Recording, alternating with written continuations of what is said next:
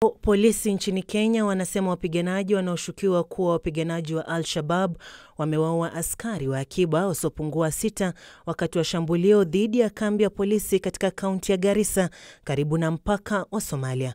Kuelewa zaidi kilichotokea, nimezungumza na Bashkash Jagsodey na anaanza kwa kuelezea kilichotokea.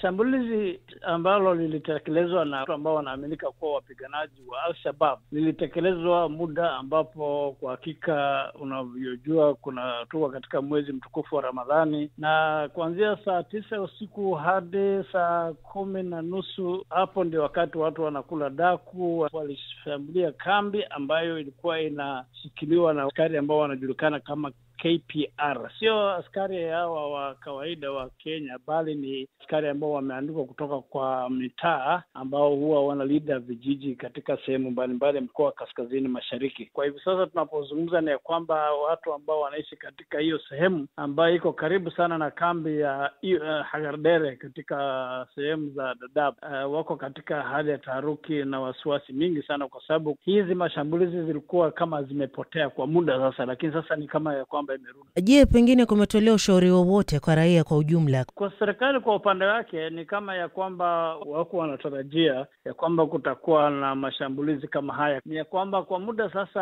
harakati za Shabaab kutekeleza mashambulizi katika nchi ya Somalia na katika sehemu kadhaa nchini Kenya imepungua kwa kiwango kikubwa. Kama ya kwamba askari wamerudia hali yao ya kawaida na ile kujitayarisha shambulizi haikuwepo. Kwa hivyo walipatikana na katika hali ambapo hawako wanatarajia. Kwa hivyo ushauri tu umetokea sasa wakati ambapo mashambulizi tayari yametokea, na wananchi katika sehemu hizo walijulishwa kwamba lazima wawe wanajihadhari na watu kama hawa ambao mara kwa mara huwa wanakuja kushambulia sehemu kadha katika mkoa wa Kaskazini. Naam, asante. Na kutokana na shambulio hilo, labda kuna tangazo la serikali ambalo limetolewa kuhusiana na kuimarishwa kwa usalama katika eneo hilo? Bado serikali inafanya uchunguzi na hawajatoa taarifa rasmi, lakini wanasema ya kwamba wamepeleka askari wengine katika sehemu hizo ili kulinda doria, na watafanya uchunguzi pia kujua ni eneo gani hawa watu ambao walitekeleza hizi mashambulizi wanatoka.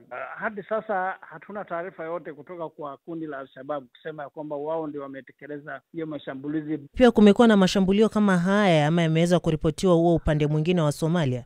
Katika mwezi huu mtukufu kumekuwa na mashambulizi kadhaa nchini Somalia ambayo yametekelezwa na kundi ya Al-Shabaab. Kumbuka ya kwamba serikali iliyoko katika madaraka safari hii, hatua ambayo ilichukua ya kupambana na Al-Shabaab ni ya kwamba waliwaangamiza viongozi wao na pia wakafunga biashara mingi ambayo ilikuwa inaendeshwa mjini Mogadisho na hao wakuu wa Al-Shabaab. Al-Shabaab wanataka tu kuonesha kwamba sisi bado tupo. Ndio unaona wanapiga huko upande ya Somalia na pia wanapiga hapa Kenya, ili tu watu wajue tu ya kwamba wao bado wako wamedhoofika, lakini sio kusema ya kwamba wametolewa kabisa na wamemalizwa kabisa.